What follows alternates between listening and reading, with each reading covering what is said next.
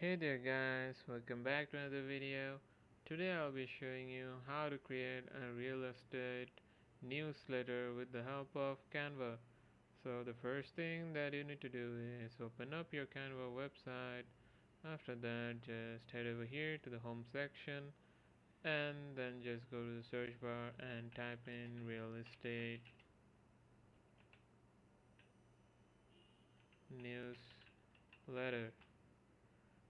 So you can find multiple templates here regarding your keyword that you have just typed here.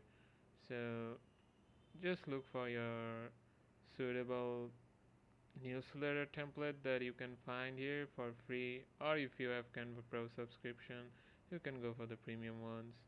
I'll just go with this free one.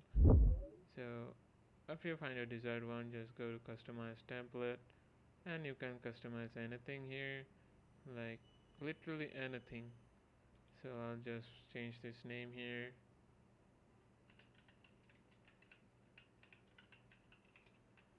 So you can like put your business informations by changing all of these writings here and make it yours.